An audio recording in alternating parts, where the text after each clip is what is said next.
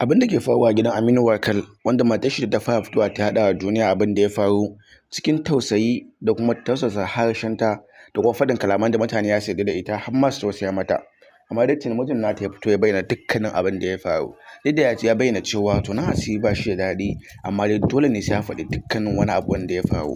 Dama dai malamai da dama na yawan faɗa, mata da aka fiye kyautatawa da yawa sun fi yin iskanci a gidajen mazansu.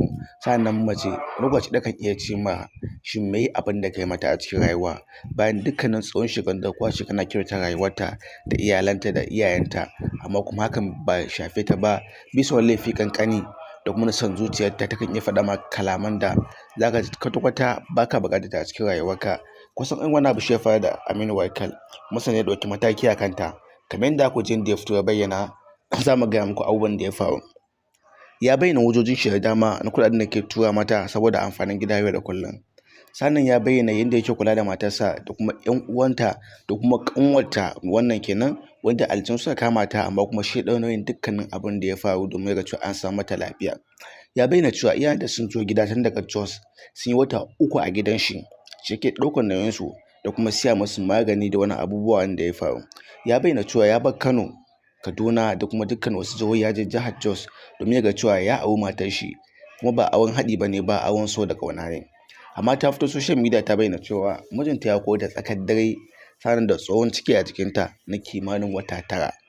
Sai dai ya bayyana cewa abin da ya faru shi ne, a lokacin da ta aikata mai wani laifi ya ga cewa ya kamata a ce da mataki a kanta. Aƙalla a ƙasar ba yana ba ta kuɗin cefane a wata kimanin naira 250,000. Ya ga cewa ya kamata ya rage wannan kuɗi ya koma naira 25,000. Duk wani lokaci action ɗinta ya canja da kuma son zuciyarta. Ta ga cewa tana buƙatar kuɗi, duk da cewa bata sana'a amma kan bai ishe ta ba. Ta ɗau mai rago ta ce ta siyar, ko ta ɗau dukiyar shi ta je ta sayar da ita, ta yi amfani da ita. Shi miji dole sai an dawo mai dukiyar shi, idan ba haka ba ta ji ya sallame ta saki ɗaya. Maimakon ta ba da haƙuri a samu a zauna lafiya, kuma ta roƙe shi tana buƙatar wani abu a wajensa, kamar da ya bayyana san bata yi hakan ba. Ta nuna girman kai da kuma jiji da kai, amma kuma daga ƙarshe ta fito tana bayyana kalaman da ba su ne abin da suka auku ba a cikin social media, domin 'yan social media su tausaya mata, sannan suka cewa abin da aka mata ba mata adalci ba. Sai dai za mu iya bayyana cewa tsakanin mata da miji sai Allah, sannan babu wanda zai shiga sau faɗan su ne. Amma dai mai gaskiya ko da yaushe mai gaskiya ne. Duk da faɗan mutum biyu ba ka yi wa mutum ɗaya lokaci ɗaya ka ce shine mai gaskiya, har sai ka ji ɓangare guda ɗaya. Ko da ka ji ɓangare guda ɗaya, babu lallai ka yi bambance mai ƙarya kuma ka bambance mai gaskiya, saboda kowa yana da hujjojin shi da kuma kalaman da zai bayyana ma, wanda kai kake ganin cewa wannan kalamai sun yi daidai. Sai dai za mu iya bayyana cewa akwai abin da ake faɗa a cikin arewacin Najeriya, mace ta yi ma laifi sai a ce kai haƙuri bayan ka ake cutarwa. Abin da Aminu Warkal ya yi ba za mu ce bai kyauta ba, kuma sannan ba mu ce ya kyauta ba, amma abin da ta bata kyauta ba. Idan har abin da ya faɗa shi daidai ne, kuma sannan idan har abin da ya faɗa dukkanin kalaman shi gaskiya ne, babu ƙarya kuma dai ƙazafi a cikin kalaman nashi, za mu iya bayyana cewa abin da ya yi daidai ne.